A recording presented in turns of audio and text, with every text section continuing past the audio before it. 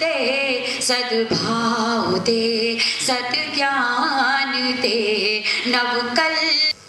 इतना ही है संबंध मेरा, प्यार से सुन लो। अब हैसियत से अपनी बहुत दूर है गंगा। कहाँ गई वो सिंह गर्जना मंगलकारी, 56 इंची सीने वाली वो खुददारी।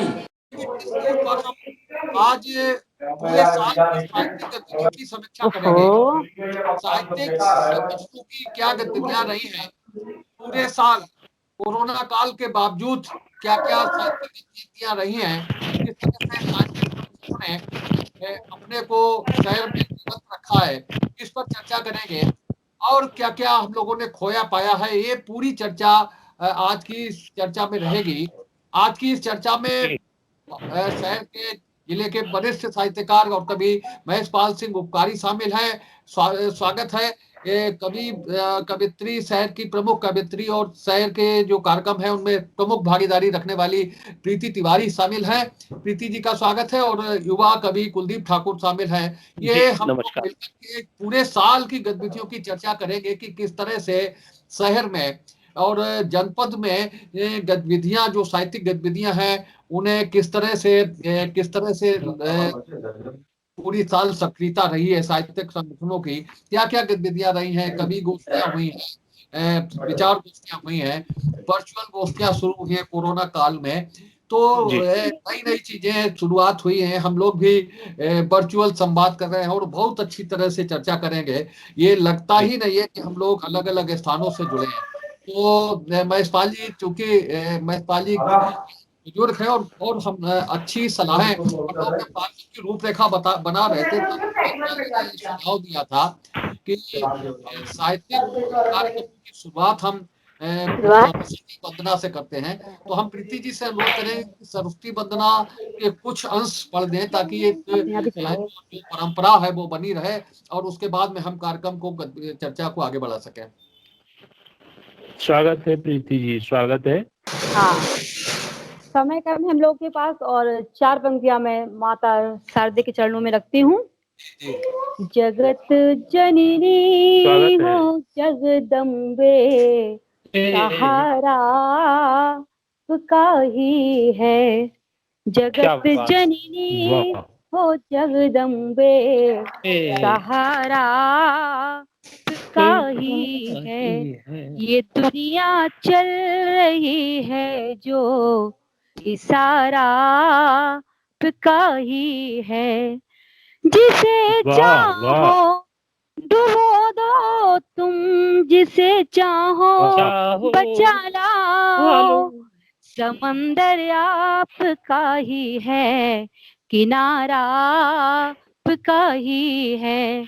समंदर आपका ही है, किनारा आपका ही है। माता शारदा के 4 पंक्तियां चरणों में रखती हूँ और अब आगे भाई साहब को देती हूँ। शेखर भाई साहब, आप अपना आगे कार्यक्रम शुरू करिए। महेश जी, अभिव्यंजना बहुत पुरानी संस्था है शहर की। इस बार क्या क्या गतिविधियां रही है, अभिव्यंजना ने किस तरह से इस पूरे साल में अपनी सक्रियता बनाए रखी है, एक क्या क्या कार्यक्रम हुए हैं, ताकि हम वहीं से शुरुआत मैं बताना चाहूंगा कि अभिव्यंजना हमारे नगर की 40 वर्ष पुरानी संस्था है, जो कि हमारे राष्ट्रीय प्रख्यात कवि डॉक्टर शिवम अंबर जी के द्वारा स्थापित हुई थी। यदि बीच में वह इस संस्था से कुछ उन्होंने दूरी बना ली थी, परंतु इस बार संस्था का समन्वयक बदला और आदरणीय डॉक्टर रजनी सरेन जी के प्रयास से हमारा संस्था के समन्वयक भाई भूपेंद्र प्रताप सिंह जी को चुना गया। और भूपेंद्र प्रताप जी ने बहुत ही सराहनीय कार्य किए हैं। मैं आपको बता दूं, अभिव्यंजना ने सबसे बड़ा प्रमुख कार्य यह किया है कि हमारे जनपद के जो वर्तमान जिलाधीश हैं माननीय मानवेंद्र सिंह जी, उनके मानवेंद्र प्रताप सिंह जी के द्वारा भेजा गया है प्रस्ताव कि जो हमारा GGIC स्कूल है फतेहगढ़ का, उसका नाम महादेवी वर्मा के नाम पर किया जाए और जो हमारा GIC फर्रुखाबाद है उसका नाम आचार्य वचनेश जी के नाम पर रखा जाए। ये एक सबसे बड़ा कार्य किया है व्यंजना। और इसी के साथ बहुत सारे वर्चुअल प्रोग्राम्स किए हैं। हमारा जो महादेवी वर्मा का पुष्पार्चन होता है होली के दिन, उसमें जिलाधिकारी, सीडीओ साहब सबको ले जा करके और नगर के सभी साहित्यकार गए, बहुत अच्छे ढंग से वहां पर किया। और उसके बाद में एक और भी कार्य होने जा रहा है अभिव्यंजना के बैनर तले कि यहाँ पर महादेवी वर्मा रिसर्च सेंटर की भी शुरुआत होगी, जिसके लिए डीएन कॉलेज स्थान चुन लिया गया है।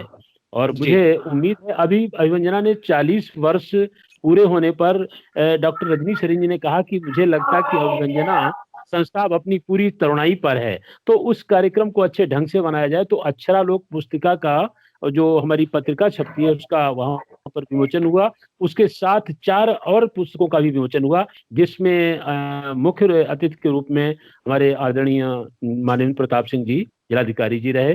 विशिष्ट अतिथि में हमारे सीडीओ साहब थे।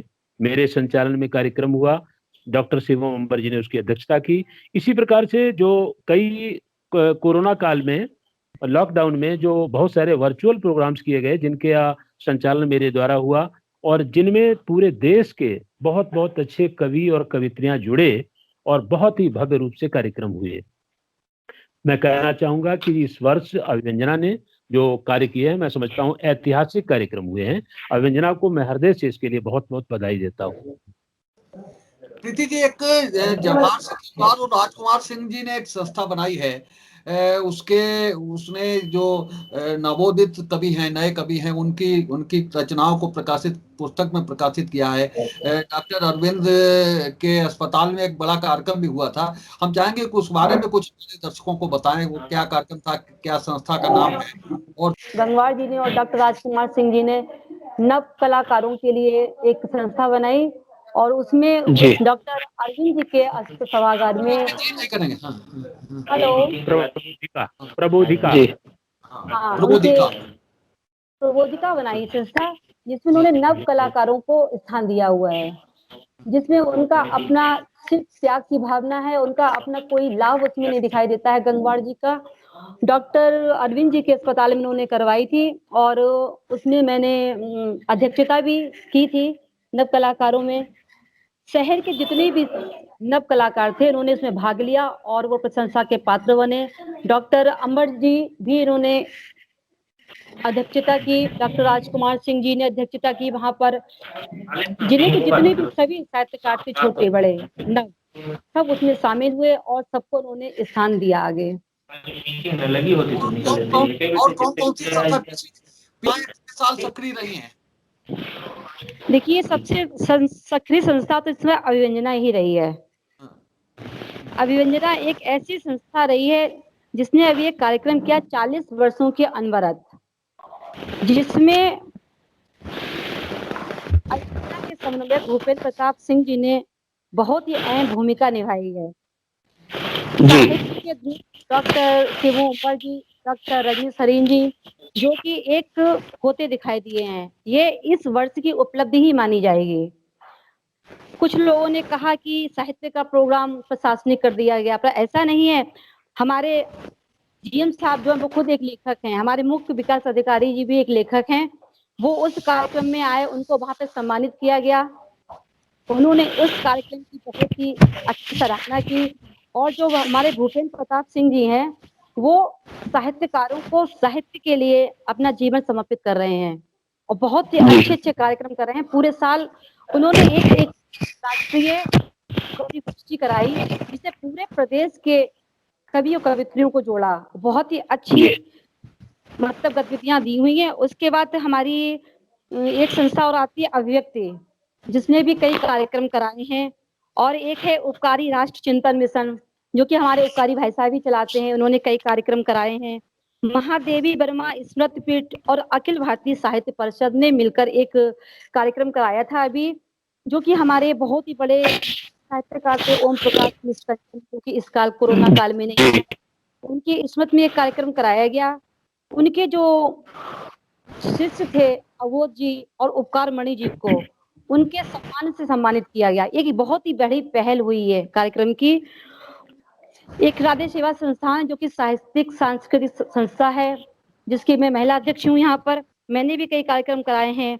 एक दीप संस्था है यहाँ पर, जिसके अध्यक्ष निमिष टंडन जी, इन्होंने भी कार्यक्रम कराया है। राष्ट्रीय सरल साहित्य अकादमी है, वो समय समय पर बराबर कवि गोष्ठियां करा रही है।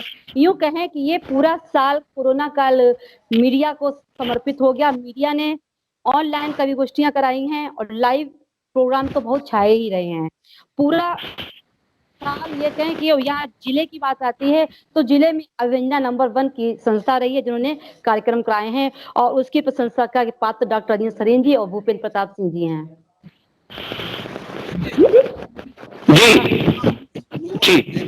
नया चाहे वर्चुअल कार्यक्रम कराने का क्या, किस तरह से युवा कवियों को किस तरह से वर्चुअल कार्यक्रमों के माध्यम से किस तरह से मौके मिले हैं, अवसर मिले हैं, क्या क्या गतिविधियां रही हैं, आप बताइए। जी अनिल जी, सबसे पहले तो आपको मैं धन्यवाद देना चाहूंगा। और जो वर्चुअल एक्चुअल में जब से ये कोरोना का लॉकडाउन ये शुरू हुआ था मार्च में, तो कवि सम्मेलन तो लगभग जो है वो बंद ही हो गए थे। तो अपने जहां तक फर्रुखाबाद शहर की बात की जाए, अपने स्थानीय क्षेत्र की बात की जाए, तो एक राघव यादव जी जो कंपिल से बिलोंग करते हैं और उत्तर प्रदेश पुलिस सेवा विभाग में हैं, उन्होंने एक फेसबुक पे एक पेज बनाया हुआ था काव्य साहित्य संगम करके। तो उस पे जो है काफी वर्चुअल प्रोग्राम हुए। देश के बहुत बड़े बड़े कवियों को उस पेज से जोड़ा गया और उनके लाइव प्रोग्राम हुए। और उसके बाद अपने कंपिल के ही एक शिव स्वरूप चौबे जी हैं, काव्य स्तुति नाम से एक वर्चुअल पेज चलाते हैं फेसबुक पे, और उस पे भी देश के बड़े बड़े साहित्यकार और अपने स्थानीय साहित्यकारों का जो है वो लाइव काव्य पाठ हुआ है। तो ये जो फेसबुक के माध्यम से जो भी पेज बने हैं, जो भी फेसबुक के माध्यम से काफी ऑनलाइन कार्यक्रम हुए हैं, और उसका सबसे बड़ा फायदा ये हुआ कि एक तो इस कोरोना काल में हम लोग जो है वो एक दूसरे से मिलने से बचे भी, और मीडिया के माध्यम से, ऑनलाइन के माध्यम से देश के बड़े बड़े साहित्यकारों ने और देश के कई कोनों में जो युवा साहित्यकार भी थे या जो देश के बड़े साहित्यकार थे, तो ऑनलाइन ये फेसबुक के प्लेटफॉर्म के माध्यम से सभी तक प्रोग्राम पहुंचे। एक ब्रह्मदत्त द्विवेदी फाउंडेशन की तरफ से कार्यक्रम हुआ था, जो एक सिनेमा घर है अपने यहाँ, उसमें, और उसमें एक चीज खास तौर से रेखांकित करने लायक थी कि उसमें जिलाधिकारी मानवेंद्र सिंह जी ने काव्य पाठ किया था और तत्कालीन अच्छा यादगार आयोजन हुआ था इस फर्रुखाबाद के सिनेमा घर में, जो ब्रह्मदत्त द्विवेदी फाउंडेशन ने आयोजित किया था, ब्रह्मदत्त द्विवेदी की याद में, ब्रह्मदत्त द्विवेदी मंजुल की याद में। तो इसके अलावा और क्या उस कार्यक्रम में रेखांकित करने योग्य बातें हैं? जिस दिन ये ब्रह्मदत्त फाउंडेशन का कार्यक्रम था, उस दिन मेरा प्रोग्राम रामनगरिया में था, जो स्थानीय काव्य समारोह होता है और मेरे ही संयोजन में होता है, मेरे संचालन में होता है। मैं वहां पर रहा, किंतु मुझे पता हुआ था कि जी, तो मुझे अवगत रामनगरिया के की क्या खास बातें थी, क्या रेखांकित की जा सकती बातें?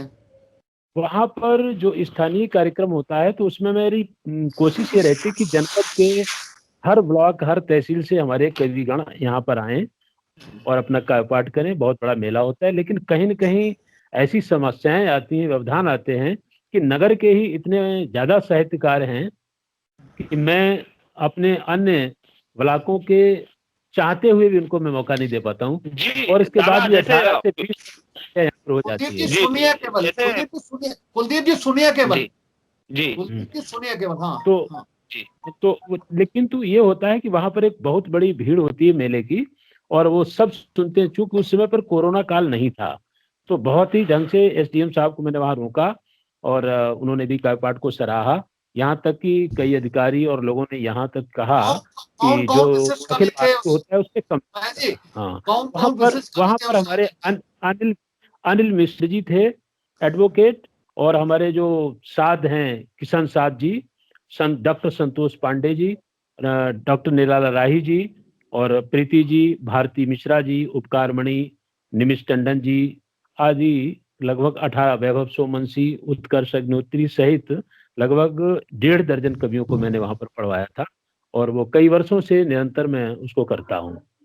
अच्छा, इसके साथ ही वर्ष में कार्यक्रम तो कोरोना से पहले कई एक करा दिए मैंने। अखिल भारतीय साहित्य परिषद का मैं जिला मंत्री होने के कारण मैंने 17 एक गंगा पार में जो ग्रामीण क्षेत्र है, जहां पर कि लोग पहले ढोला और नौटंकी देखा करते थे। संजय सुमनसी एक लड़का है वहां का, बहुत अच्छा, वो हमारा शिष्य है। तो उसके आग्रह पर मैंने 6 वर्ष हो गया है, इतना अच्छा कार्यक्रम तक। इस वर्ष तो उसमें बाहर से कनक तिवारी और ये राम भदावर जी, कई अच्छे अच्छे कवियों को बुलाकर वहां पर कराया था। तो बहुत ही सराहनीय कार्यक्रम हुआ। इसके बाद में अभी हमारा जो पैतृक गांव है नगला केवल, वहां पर भी एक गमा देवी शक्तिपीठ आश्रम, मैं वहां पर एक विशाल मंदिर का निर्माण करा रहा हूँ उपकारी राष्ट्र चिंतन मिशन की ओर से। तो वहां पर भी एक भव्य कार्यक्रम हुआ कवि सम्मेलन का। तो लोगों ने इतने ढंग से सुना कि कम से कम कोरोना में दूरी बनाते हुए, जहां पर हमारे अपर पुलिस अधीक्षक जी मुख्य अतिथि थे, हमारे जनपद थाने के दरोगा जी, वहां पर एसओ जो हैं देवेंद्र गंगवार जी विशिष्ट अतिथि थे। तो बहुत बड़ा कार्यक्रम हुआ। और यहाँ से जो जनपद से गए थे कवि लोग, कवित्रियां, हमारी बहनें, तो इन सब ने ये कहा कि इतनी बड़ी भीड़ आज तक मैंने कभी देखी नहीं, इतनी बड़ी भीड़ थी। क्योंकि वो पहला कार्यक्रम था गांव का, और गांव के लोगों, ये मेरा उद्देश्य था कि गांव में भी जागृति आए। इसी प्रकार से मैंने एक जो राजेपुर है हमारा गंगा पार में, वहां पर रामलीला हुआ करता है, तो वहां पर भी एक बड़ा कार्यक्रम कराया, जिसमें पवन वाथम जी, ये अपने राम आश्रय दीक्षित, निर्मला राही जी, डॉक्टर सहित विभिन्न कवियों को ले जाकर के पाठ कराया। तो इस तरीके से कार्यक्रम चलते रहते हैं। एक अंतस के आरेख संस्था है यहाँ पर, जो डॉक्टर सुभाषीष पाल ने और राहुल रेड ने अपना उसको स्थापित किया है, उसके माध्यम से बहुत सारे कार्यक्रम हुए हैं। मैं भी उसमें, मेरी अध्यक्षता में एक कार्यक्रम हुआ, बहुत अच्छा लगा, जिसमें बरेली और रायबरेली कई जगह से कवि लोग आए थे और एक बहुत भव्य कार्यक्रम हुआ। इसी प्रकार से नीलदीप संस्था है, जिसने हमारे विद्यालय पांचाल घाट में कार्यक्रम कराया, और उसमें कुलदीप ठाकुर जी भी शरीक थे, प्रीति तिवारी जी भी थी, बाहर से राम भदावर जी, काफी कवि आए और बहुत भव्य कार्यक्रम हुआ। तो इसके बाद सरल साहित्य अकादमी हरदोई उत्तर प्रदेश, जिसका मुझे प्रदेश अध्यक्ष नियुक्त किया गया है, उसके द्वारा भी वहीं पर कार्यक्रम हुआ, बहुत बड़ा कार्यक्रम हुआ, भव्य। इसी तरीके से हमारे यहाँ जो ये प्रबोधिका संस्था ने कार्यक्रम किए हैं, और राधे सेवा संस्थान हमारी बहन प्रीति तिवारी जी के संयोजन में होता है, उसमें भी कई कार्यक्रम हुए। इसके साथ साथ बहुत सारे कार्यक्रम हमारे जो वर्चुअल हुए हैं, जो वास्तव में अवर्णनीय है। सरल साहित्य अकादमी के द्वारा प्रत्येक रविवार को कार्यक्रम हुआ करता था। अच्छा, इस बीच मैंने बहुत सारे प्रदेश के कवियों से बात की। भाई राम कुमार तिवारी जी ने एक खंड काव्य की रचना की है, बहुत अच्छा खंड काव्य है उनका, झांसी की रानी पर, और वह खंड काव्य पूरा हुआ इसी लॉकडाउन के समय में। इसी प्रकार से बहुत सारे कवियों ने, और यहाँ तक कि मैंने भी बहुत काफी रचनाएं एक पुस्तक भर के लिए तैयार कर ली हैं। ये लॉकडाउन का हम लोगों को लाभ मिला, वर्चुअल तमाम कार्यक्रम हुए, अपना गृह लेखन हुआ, बहुत अच्छा लगा। और इनको सब कहते हुए मैंने 2 शब्द दिए हैं कि शब्द के शिल्पी कला के साधकों को हो नमन, शब्द के शिल्पी कला के साधकों को हो नमन, लेखकों, कवियों, कथाकारों सहित सबको नमन, और जो खबर जन जन पूरे विश्व की देते हमें, जो खबर जन जन, आप जैसे लोगों को मैं प्रणाम करता हूं अनिल जी, कि जो खबर जन जन पूरे विश्व की देते हमें, कर रहा उपकार उन देवर्षि नारद को नमन। बहुत ही यहीं पर थोड़ा सा दुखद भी रहा। हमारे नगर के अपने 2 बहुत अच्छे साहित्यकार, एक तो आदरणीय ओम प्रकाश मिश्र कंचन जी, जो हमारे नगर के बिल्कुल मूलभूत कवि थे, और जिन्होंने आदरणीय डॉक्टर शिवम अंबर जी को भी कविता सिखाई, वो उनके गुरु थे, और उनका यहाँ से परलोक गमन हो गया, ये दुखद रहा। यद्यपि उनके जन्म दिवस पर प्रथम पुण्यतिथि हम लोगों ने मनाई, और मैंने उपकारी राष्ट्र चिंतन मिशन की ओर से वहां पर अंबर जी ने उनकी श्रद्धांजलि सभा में ये अनाउंस किया था कि मैं प्रतिवर्ष एक नवोदित कवि का सम्मान करूंगा। तो युवाओं में उन्होंने उपकारमणि जी का सम्मान किया। वहीं पर मेरा मन हुआ, क्योंकि वो वरिष्ठ थे, बुजुर्ग थे, तो मैं एक बुजुर्ग का सम्मान किया करूंगा। तो उपकारी राष्ट्र चिंतन मिशन की ओर से मैंने आदरणीय रामशंकर अवस्थी अबोध जी का भव्य सम्मान किया था, बहुत अच्छा लगा वहां पर। इसी के साथ हमारे एक दूसरे आध्यात्मिक कवि आदरणीय कन्हैया लाल पांडे जी का भी निधन हो गया अभी निकट समय में ही, और उनकी श्रद्धांजलि में एक काव्यांजलि होने का कार्यक्रम उनके बेटे ने मुझसे कहा है कि आपके संयोजन में वो कराएंगे, तो मुझे लगता शीघ्र ही वो भी कराने की योजना है। दीप संस्था के अध्यक्ष भाई हमारे परम शिष्य निमिष टंडन जी लगातार कार्यक्रम कराते हैं। गत कार्यक्रम में कुलदीप ठाकुर जी का भी उसमें वाचन हुआ था। इस वर्ष 27 दिसंबर को वो होने जा रहा है। तो मैं कहना चाह रहा हूं कि हमारे नगर की बहुत सारी संस्थाएं और बहुत सारे साहित्यकार लोग, जिनमें कि नवोदित से लेकर वरिष्ठ सभी लोगों का बहुत बड़ा योगदान है साहित्य के क्षेत्र में। मुझे लगता कि हमारी ये साहित्यिक उर्वरा भूमि महादेवी वर्मा आचार्य वचनीश के नाम को लगातार आगे बढ़ा रहा है, और ऐसा मुझे विश्वास है कि हमारे नवोदित वृंद जो अभी अपनी लेखनी को बहुत अच्छा तराश रहे हैं, निश्चित रूप से ये पूरे भारत में ही नहीं विश्व में नाम करेंगे, ऐसा मेरा अपना विश्वास है। उपाध्याय जी, मैं राजा राम मिश्र कमलेश का नाम आप शायद भूल गए हैं, वो उनका भी हाँ, अभी है, और बहुत अपने समय में एक बहुत वचनेश स्मृति ग्रंथ लिखा गया था उस समय। तो वो बहुत बड़ी रचना है जिसके बारे में हम लोग अक्सर सुना करते हैं। तो राजा राम मिश्र कमलेश का भी अपने जीवन में अध्यापक रहे। हाँ, लेकिन वो अभी देहावसान कुछ पहले हुआ था, इस वर्ष में नहीं हुआ। शहर की साहित्यिक गतिविधियों को बहुत आगे बढ़ाया। पिछले कुछ दिनों से वो अपने बेटे के पास बाहर रह रहे थे। अभी पिछले दिनों उनके निधन का समाचार आया था। तो वो भी इस साल हम सबसे बिछुड़ गए और परलोक गए। तो ये साल इस मायने में भी काफी दुखद रहा है कि कई बड़े साहित्यकार कभी हम लोगों से दूर चले गए और आज हम उनकी याद कर रहे हैं। प्रीति जी, और इस पूरे साल में जो नए कवि रहे हैं, नए कवि आए हैं जिन्होंने फर्रुखाबाद की साहित्यिक आभा को और चमकाया है, उनमें कौन कौन से नाम है और क्या क्या उनसे उम्मीदें दिख रही हैं, क्या क्या उनकी गतिविधियां रही हैं पूरे साल में? समय नए बहुत सारे युवा कलाकार आए हैं। जैसे एक नया कलाकार आया है मृत्युंजय शुक्ला। साहित्यकार कहिए, कभी कहिए कलाकार नहीं, साहित्यकार है मृत्युंजय शुक्ला। बहुत ही अच्छा लेखक है, बहुत अच्छी रचनाएं लिख रहा है। और एक हमारे उपकारी भाई साहब का ही भतीजा है, बहुत सुंदर रचनाएं लिख रहा है। युवा में हमारे ये आता है, भाई साहब का ही बेटा है, वो आता है, बहुत अच्छी रचनाएं लिख रहे हैं। हमारे वैभव सोबंसी जी बहुत अच्छी रचना लिख रहे हैं, जिनसे आगे जाने बहुत अच्छे भविष्य अच्छा बनाएंगे साहित्य में हमारे लिए।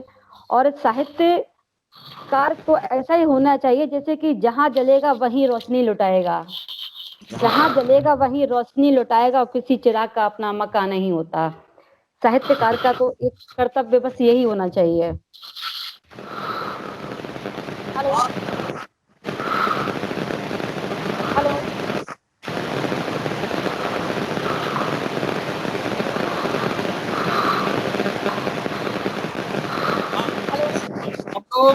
जी शोर बढ़ रहे हैं इस नए साल में, इस आने वाले नए साल में साहित्य लोगों को आप किस तरह से शुभकामनाएं देना चाहेंगे, क्या अपेक्षा करेंगे? साहित्यिक जगत के लोग क्या अपेक्षा करते हैं फर्रुखाबाद के लोगों से, और फर्रुखाबाद के लोगों को किस तरह से शुभकामनाएं देना चाहेंगे जो आने वाली साल है? 18 तारीख आज 17 तारीख हो गई है, 12-13 दिन बचे हैं साल में। देखिए, फर्रुखाबाद जो है वो आदिकाल से ही साहित्य के लिए बहुत उर्वरा भूमि रही है। और मैं 4 पंक्तियों के माध्यम से कि हम सबकी प्रणम्य धरा है ये, और गंगा किनारे की सुरम्य धरा है ये, और पैदा हुए जहां अंबर और अनवर, साहित्य प्रेमियों की धन्य धरा है ये, साहित्य प्रेमियों की धन्य धरा है ये। और नए, जैसा जो आपने कहा कि नए साहित्यकार, तो फर्रुखाबाद में इस समय जो मैंने नए साहित्यकारों जो युवा, उनमें एक तो उत्कर्ष अग्निहोत्री जिनको कि अंबर जी का वरद हस्त प्राप्त है, और एक नया साहित्यकार वासु पांडे जो अभी नीलदीप फाउंडेशन के द्वारा कार्यक्रम हुआ था उपकारी जी के विद्यालय में, तो वहां पे मैंने वासु पांडे जी को सुना था। तो मुझे ऐसा लगता है कि फर्रुखाबाद की साहित्यिक परंपरा को वासु पांडे बहुत आगे ले जाएगा। बाकी उत्कर्ष जी तो जो है वो उत्कर्ष अग्निहोत्री जी वो तो अर्जुन है ही अंबर जी के, जो कि बहुत आगे जाएंगे। और देवेश दीक्षित जी कायमगंज के काफी अच्छे गजलकार, नए साहित्यकारों में काफी अच्छी गजलें लिख रहे हैं। तो मुझे बहुत उम्मीद है देवेश जी से, वासु जी से और उत्कर्ष अग्निहोत्री जी से। हाँ पारी जी, किस तरह से हम लोग नए साल का स्वागत करेंगे फर्रुखाबाद के लोगों जी, को क्या जी, जी। क्या किस तरह से शुभकामनाएं हम लोग देना चाहेंगे? हम थोड़ा सा ये भी बताना चाहेंगे कि नवोदित कवियों में एक डॉक्टर सुभाषिस पाल, राहुल रेड और संजीव यादव देवा, ये लड़के भी अपना प्रयास कर रहे हैं और अच्छा लिख रहे हैं। साथ जी। ही दीक्षा दीक्षित लड़की एक बहुत अच्छा पढ़ रही है, मैंने उसको अभी बाहर भेजा था तो वहां से प्रशंसा मुझे मिली, बहुत अच्छा लगा। बहुत सारे कवि हैं और नववर्ष के लिए हम लोगों की बस यही योजना है कि नया कुछ लिखें। अभी मुझे लगता है कि रामनगरिया की मीटिंग शायद 21 तारीख को है। मेरा अपना प्रयास होगा कि नववर्ष में जो रामनगरिया के मंच पर हम लोगों का स्थानीय काव्य समारोह होता है, मेरा जी। सबसे बड़ा प्रयास इस बार ये होगा कि कम से कम 5 पुस्तकों का विमोचन हम वहां के मंच से कराएं।